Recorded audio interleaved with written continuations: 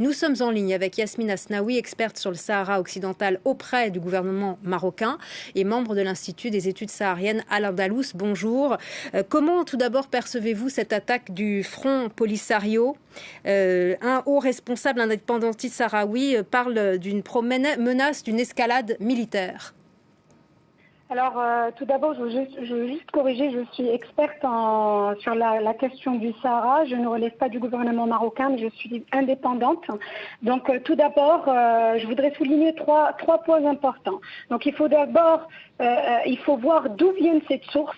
Et ce sont des images qui ont été circulées, ce sont des images et des audios qui ont été circulés dans les médias sociaux dont on ne connaît pas la source. Et ensuite, elles ont été reliées par les médias officiels algériens et d'autres médias sans pour autant vérifier leur authenticité sur le terrain. Donc, et cela a créé un mouvement de panique pour faire croire que cette région, la région Guerguerat, qui est une région tampon, qui est à feu et à sang. Deuxièmement, le statu quo a été maîtrisé depuis novembre dernier par les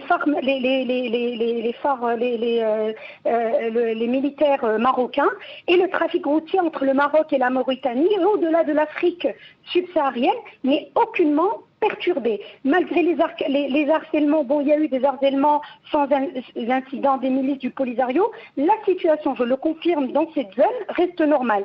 Troisièmement, ces derniers temps, les séparatistes du Polisario multiplient les fake news et il y a plus de, je dirais, 30-50 communiqués par jour sur leurs sites d'infos qui sont ensuite relayés par la presse officielle algérienne, faisant état notamment de bombardements, alors que les forces armées royales marocaines ont sécurisé le passage de Guerguerat. Moi, personnellement, hier, j'ai vu une vidéo live en direct qui montre, et la personne qui a fait cette vidéo, elle a bien noté la date, que cette zone est bien sécurisée, que la circulation est normale. Moi, je dirais que ces fake news concernant la situation Guerguerat reste le seul outil que le Polisario utilise maintenant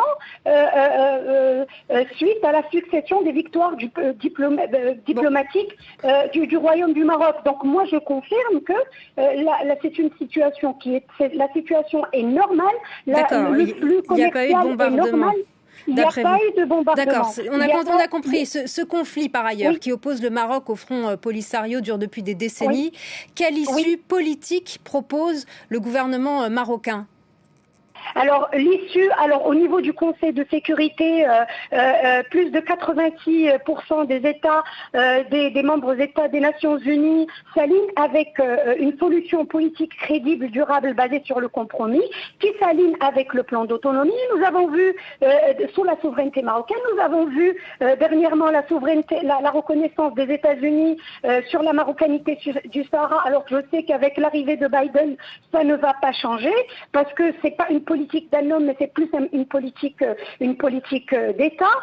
Plus sur 51 pays de l'Union africaine, 44 s'alignent avec le plan d'autonomie. Donc, le Maroc gagne du terrain.